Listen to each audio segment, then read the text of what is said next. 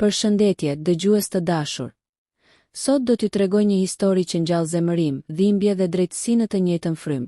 Një histori për një vajzë që u la vetëm në botë, në moshën më të brisht, kur kishte më shumë nevojë për dashuri. Pas vdekjes së nënës, babai i saj e braktisi pa mëshirë, duke e lënë në një jetimore të ftohtë, si të mos kishte ekzistuar kurrë. Por koha që gjithmonë zbulon plagët dhe i kthen në forcë, e bëri këtë vajzë të rritej ndryshe, e heshtur, e vendosur dhe me një plagë që s'u shërua kurrë. 13 vite më vonë, ajo u kthye jo më si fëmija e pambrojtur që ai kishte lënë pas, por si një grua që kishte ardhur për t'u hakmarrë. Një vajzë e plagosur, një baba i penduar vonë, dhe një e vërtet që do t'i trondis të gjithë. Kjo është historia e saj, u braktisa nga babai im, por 13 vite më vonë, ai se njohu vajzën që erdhi për hakmarrje. Shi i dendur binte mbi qytetin e vogël atë natë. Në dritaren e spitalit, një vajzë e vogël me syt plot lot, shikonte qiellin pa e kuptuar pse bota duke i papritur kaq e ftohtë.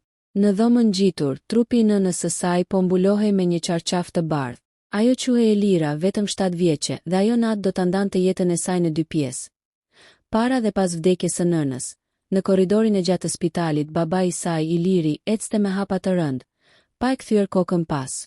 Sytë e tij ishin të akullt, fytyra e zymt, duart i dridheshin nga zemërimi e jo nga dhimbja.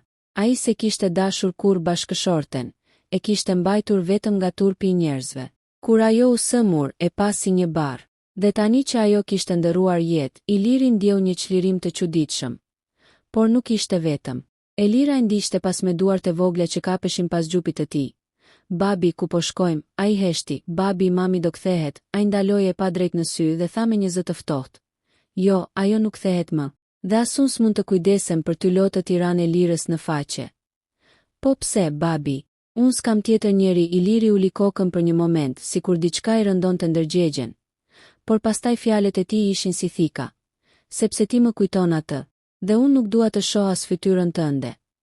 Ai e futi në makinë, e çoi në një ndërtesë të ftohtë në skajtë e qytetit, një shtëpi fëmijësh. Nuk foli asnjë fjalë kur e la në derë. Një edukatore doli ta merrte vogëlushën që dridhej nga frika. Do të kthehesh për mua, babi? Pyeti ajo me zë të ngjirur. Ai heshti për disa sekonda dhe pa e kthyer kokën u largua. Makina u zhduk në rrugicën e lagur dhe zhurma e motorit u tret me shiut. Ajo natë ishte hera e fundit që Elira e pa baban e saj. Ditët që pasuan ishin të gjata dhe të heshtura. Në jetimore, ajo shpesh ulej pranë dritares dhe vizatonte me gisht mbi xhamin e mjegulluar. Një figurë që i ngjante nënës së saj. I fliste në heshtje, i rrëfente ëndrat, i kërkonte forcë. Në çdo ditëlindje shpresonte që Iliri të vinte. Por askush s'u shfaq kurrë, vitet kaluan. Por brenda saj u rrit një urrejtje e qetë, e thellë. Nuk ishte urrejtje që shpërthen. Ishte ajo që digjet ngadalë, çdo ditë, duke pritur momentin e duhur për t'u kthyer në flak. Në moshën 18 vjeçare, Elira u largua nga jetimorja me një valixhe të vjetër dhe një zemër të mbushur me plagë. Në atë çast i betua vetes. Një ditë do të më njohësh, baba, por jo si vajzën tënde. Do të më shohësh si mallkimin që e krijove vetë. Vajza që u kthye nga hiçi kishin kaluar 13 vite. Elira s'ishte më ajo vajza e vogël që priste pas dritares me syt plot lot. Tani ishte një grua e bukur, e ftohtë dhe mbyllur në vetvete. Me sy që mbartnin dhimbjen e një fëmijërie të vjedhur. Kishte mbaruar studimet për drejtësi dhe punonte si asistente në një firmë juridike të njohur në Tiranë. Por përtej buzëqeshjeve të reme dhe veshjeve elegante, ajo jetonte me një qëllim të vetëm. Ta gjente dhe ta shkatëronte baban që e kishte braktisur.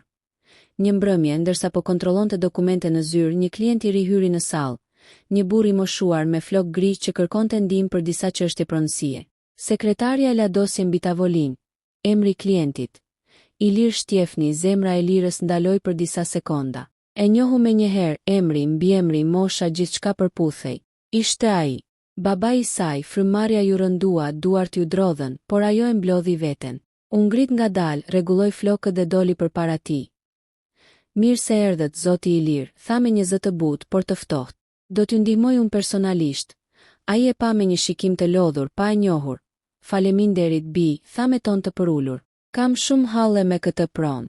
Jeta s'më ka lënë rehat. Në atë moment, Elira mezi përmbajti zemërimin. Jeta s'të ka lënë rehat, mendoi ajo. Po mua çfarë më bëre atëherë? Por su tradhtua, e ndihmoj me dokumentet, e dëgjoj me kujdes, ndërsa brenda saj zemra e rrite si daulle. Kur ai iku, ajo ul në karrige dhe për herë të parë pas shumë vitesh qau. Jo për veten, por për nënën e saj, për fëmijërinë që se pati kurrë. Por pastaj fshiu lotët dhe tha me vete: "Tani fillon gjithçka." Ditët që pasuan, ajo filloi ta ndiqte nga larg.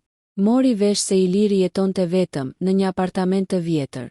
Kishte një firmë ndërtimi që dikur kishte qenë e suksesshme, por tani po falimentonte. Kishte borxhe, armiq dhe shumë pak miq. Një njeri që kishte ndërtuar mure përreth vetes, dhe tani po mbytej brenda tyre. Elira vendosi ta afrohej me kujdes. Filloi ta ndihmonte profesionalisht të fitonte besimin e tij, duke I paraqitur veten si një avokat e re që kujdesej sinqerisht për çështjet e tij. Ai, I lodhur nga jeta, e pasi një dritë të rrallë njerëzore në fund të rrugës së tij të errët. Një mbrëmje ndërsa po pinin kafe pas zyrës, Iliri I tha: "Ti më kujton dik, kë?" pyeti ajo me zë të qetë. "Një vajzë që humba shumë vite më parë. Nuk e di ku është, as nëse jeton." Elira uli syt. Zemra I bëhej cop, por buzëqeshja mbeti e ngrirë në fytyrë. "Ndoshta jeta do t'ju asill përsëri," tha ajo me ton të mistershëm. Ai pshertiu, pa e ditur se vajza që kërkonte po I qëndronte përballë. Në atë çast Elira kuptoi. Hakmarrja e saj nuk do të ishte e shpejtë, as e dhunshme. Do të ishte e heshtur, e ngadalë dhe shkatëruese. Ashtu siç kishte qenë dhimbja e saj për 13 vite. Plani I heshtur I hakmarrjes në mëngjesin që pasoi. Ana u zgjua me zemrën që I rrihte fort. Kishte kaluar gjithë natën duke parë fotografitë e vjetra të nënës së saj. Të vetmen pasuri që kishte ruajtur nga fëmijëria. Në çdo buzëqeshje të saj shihte forcën, dashurinë dhe dhimbjen që I mungonte tani. Dhe çdo herë që e shikonte, urrejtja ndaj të atit zjente më shumë në shpirtin e saj. Atë ditë, Ana mori një vendim. Nuk do të largohej më nga qyteti. Do të qëndronte dhe do t'i kthehej atij burrit çdo lot që kishte derdhur për shkak të tij. Filloi të studioj gjithçka për të firmën, njerëzit që punonin për të, miqtë e afërt. Brenda pak ditësh kishte mësuar çdo detaj të jetës së tij. Madje edhe faktin që ai tashmë jetonte vetëm. Gruaja e tij e dytë e kishte lënë dhe djali që kishte me të ndodhej jashtë vendit. Ishte ironike, mendoi Ana. Tani ai ishte po aq vetëm sa kishte qenë ajo dikur, një pasdite. Ajo u paraqit e zyra e tij me një dosje në dorë. Ishte veshur me kostum elegant, flokët I kishte të lidhura dhe në fytyrë qëndronte një buzëqeshje që fshehte gjithë mllëfin e viteve. Sekretarja e ndaloi në hyrje. "Keni takim të caktuar, zonjushe?" e pyeti me ton zyrtar. "Jo, por do të dëshiroj të më takoj. Kam diçka që I përket." Kur hyri në zyrë, babai I saj, Arturi, nuk e njohu. Ai pa një vajzë të bukur me sy të fortë që e shikonte drejt në shpirt. "Urdhëroni, zonjush. Çfarë mund të bëj për ju?" Ana buzëqeshi lehtë, "Ndoshta më shumë se sa mendoni." Ajo I vendosi dosjen mbi tavolinë. Brenda saj ishin të gjitha informacionet që kishte mbledhur për të. Përfshirë edhe disa transaksione të dyshimta që mund t'i shkatëronin reputacionin. Ai filloi ta shfletonte me kurreshtje, por dora ju drodh. "Kush jeni ju?" pyeti me ton të ngritur. Ana e pa drejt në sy, "Një fantazme së kaluarës suaj, zoti Artur. Një vajzë që ju e lat pas në një jetimore, pas vdekjes së nënës së saj." Ngjyrat ju zbehën në fytyrë. Ai mbeti pa fjalë. Syt ju mbushën me frikë dhe pendes. "Ti, je, Ana?" Pëshpëriti me zë të dridhur. "Jo," u përgjigj ajo ftohtë. "Unë jam ajo që mbeti pas kur ju vendosët të fillonit një jetë të re." Ai u përpoq të afrohej, por Ana e ndali me një gjest të prerë. "Mos afro. Nuk kam ardhur për përqafime, por për t'ju kujtuar çdo ditë që unë ekzistoj, dhe që asnjëherë nuk do ta shijoni qetësinë që më morët." Arturi u uli tronditur. Ndjeu që e gjithë jeta e tij po shembej. Ana u kthye drejt derës, por përpara se të largohej, tha fjalët që I kishte mbajtur në zemër për 13 vite. "Ju më mësuat se dashuria mund të vdes, por urrejtja, babi, ajo mbijeton." Pastaj u largua, duke lënë pas një burr të plakur para kohe dhe një zyrë të heshtur që mbante erën e mëkatit të dikurshëm. Plani I zbatuar. Copa e jetës së tij Ana nuk kishte ardhur për hakmarrje të lehtë. Ajo e dinte se dënimi më I plot për një njeri që braktisi ishte jo të shkaktonte dhimbje fizike, por të shkatëronte atë që e mbante të sigurt në botë. Emrin, reputacionin dhe parat. Pra nisi të punonte me durim si artizane e një hakmarrje të ftohtë. Së pari hyri gradualisht në jetën profesionale të atit, me aparencë të qetë dhe një shënim të çuditshëm mirësjelljeje. Kërkoi dhe mori detyra që lidhnin kompanitë e tij me klientët e rinj. I ofroi zgjidhje ligjore, u bë konsulente për një projekt që do të bënte emrin e tij sërish të madh. Kjo nuk ishte rastësi, ishte lëmimi i shpinës nga afër, për të kuptuar dobësitë e tij dhe për t'i rrotulluar me kujdes për t'i bërë të bien. Në takime ndihmoi të firmoste kontrata të dyshimta, jo duke vjedhur, por duke i orientuar drejt partnerëve që nuk do ta ruani. Kur u nevojit, dërgoi ankesa të lehta kontrolli për procedurat e punës. Kjo ngadalsoi punën, krijoi vonesa dhe normalisht, thashë theme. Për çdo lej që vonohej, për çdo projekt që ngec, ai humbi një pjesë të bukës së tij.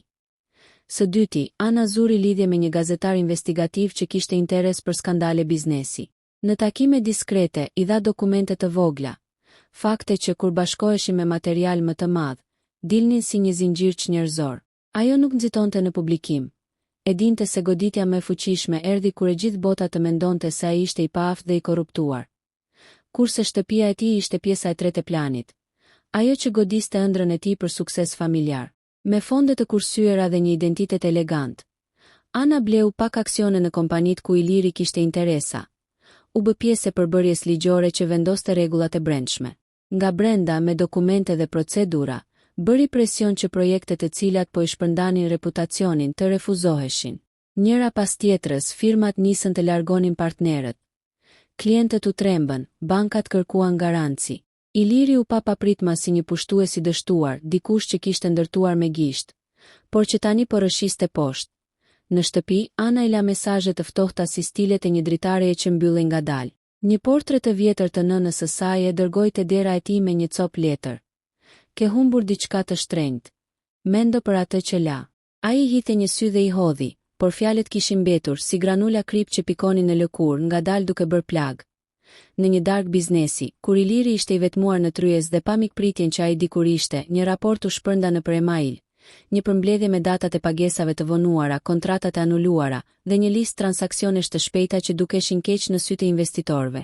Investitorët u trembën, aksionet ranë, borxhi u rrit. Ai ishte duke u shembur, por më rënd ishte përbuzja që ndjeu nga ata me të cilët dikur ngrinte dolli. Ana, megjithatë, nuk harroi asnjëherë se ishte fëmijë. Në shpirtin e saj mbetej plag. Një natë, kur pata atin duke u rrëzuar në koltukun e tij, të lodhur dhe të shokuar, një mendim i kaloi nëpër kokë. Hakmarrja ishte pjesërisht një pasqyrë. Ajo që ai duhej të ndjente. Pak më vonë, kur ai kërkoi ndihmë mjekësore për një problem që nuk e priste, Ana vonoi por vetëm pak. I la të ndjenja atë panik që kishte ndjer ajo si fëmijë kur askush nuk erdhi. Megjithatë, kur shikoi fytyrën e tij të dridhur, pa edhe atë copë të vjetër të atij burri që dikur kishte qenë babai i saj, dalloi në sytë e tij pendesën e vërtetë. Dhe ajo e shtyu të pyes nëse po bënte gjithçka mirë. Takimet në zyrë u bën më të tensionuara. Disa punonjës nisën të dyshonin se dikush po manipulonte gjërat nga brenda. Iliri, i plagosur, nis të thëras miqtë e vjetër për të shpëtuar punën. Por shumë prej tyre e kishin lënë tash më pas. Një natë, teksa qëndronte vetëm, ai gjeti në tavolinën e punës një fotografi të vogël të Elirës. Ajo që ai kishte lënë në jetimore. E vendosur me kujdes nga dikush që e njihte të vërtetën. Zemra i dridhej, por kishte edhe turp. U tha vete se ishte koha të paguante për atë që kishte bërë. Plani i Anës nuk ishte thjesht për shkatërim. Ishte një paralajmërim. Çdo veprim sjell pasojën e vet. Dhe ndërsa gjithçka rrotullohej përreth, ajo po ndjente se zemra e saj po ngurtësohej, por edhe se diçka po thyej brenda saj. Një pjesë që ende dinte të donte, edhe pse ishte plagosur. Në fund të asaj pjese, Iliri qëndroi në dritaren e zyrës dhe e pa qytetin që dikur e lavdëronte. Kishte humbur shumë, por pak nga pak në heshtje filloi të kërkonte atë që nuk e gjeti, falje. Ana nga ana tjetër qëndronte pas një perde, duke e parë si një spektator dhe ndjeu për herë të parë se hakmarrja kishte një çmim që mund ta boshatiste edhe shpirtin e saj. Përballja dhe falja e fshehur pas muajsh plane, manipulimesh dhe goditjesh të ngadalta. Erdhi momenti që Ana e dinte se nuk mund të shtyhej më. Iliri ishte i raskapitur, jo vetëm nga dështimet financiare dhe presioni të tjerëve, por edhe nga pendesa që kishte mbetur si një hije e rëndë mbi të. Ai nuk e kuptoi fillimisht se kush qëndronte pas gjithë këtij rrjeti ngjarjesh, derisa një ditë e pa të përballë në zyrën e vet, pas një dallim maskash. Ana tha me zë të dridhur, duke njohur fytyrën që kishte harruar për dekada. Jo, ndërhyrja ajo me ton të qetë, por të prerë. Nuk jam më vajza e vogël që priste pas dritares për ty. Tani jam gruaja që ekziston për të treguar pasojat e braktisjes. a i rëshiti në koltuk, dhe për herë të parë pas shumë vitesh, heshti. Lotët filluan të rridhnin nga sytë e tij të lodhur. Më fal, Ana, tha me një zë të ulët. Më fal që të braktisa, që nuk isha aty kur të duhej më shumë se gjithçka. Ana e pa atë dhe ndjeu një shpërthim ndjenjash që nuk mund t'i kontrollonte dot. Zemra e saj, e ngrirë për 13 vite, filloi të gjejë ngrohtësinë e humbur, por nuk foli me një herë. Vetëm ul pranë tij dhe e shikoi në sy. Nuk është vetëm për falje që unë jam këtu, babi, tha ajo. Është për të treguar se gjithçka që bëre pati pasoja. Tani e di se dhimbja që ndjeva nuk ishte e kotë. Një heshtje mbushi dhomën, një heshtje që fliste më shumë se fjalët. Ai mbajti kokën në duar, ndërsa Ana e shikonte, duke ndjerë një kombinim hakmarrje dhe ndjesie të papërshkruar. Ditët që pasuan, ajo vendosi të largohej nga qyteti, por jo pa i lënë diçka të fundit. I la një letër. Babi, unë nuk erdha për të shkatëruar shpirtin tënd. Erdha për të treguar se edhe plagët e mëdha munden të shërohen, dhe se dashuria dhe dhimbja shpesh ecin dorë për dore. Tani, ti duhet të mësosh të duash pa kushte, edhe nëse është vonë. Iliri e lexoi letrën me lot në sy. Ishte një ftesë për falje, por edhe një kujtesë se jeta vazhdon, dhe çdo zgjedhje ka një çmim. Ai qëndroi për disa minuta në heshtje në dritën e pasdites që depërtonte nga dritarja e zyrës. Ishte hera e parë që ndjeu se mund të rregullonte diçka nga jeta e tij e gabuar. Ana u largua, duke ditur se hakmarrja e saj kishte përfunduar, por se diçka më e fuqishme kishte lindur nga dhimbja. Forca për të falur dhe për të ecur përpara. Dhe kështu, pas 13 vitesh heshtje dhe plagë të pashërueshme, një vajzë dhe babai i saj gjetën paqen, të ndarë nga koha, por të bashkuar nga një vërtetë e përjetshme. Dashuria nuk mund të shuhet kur plotësisht.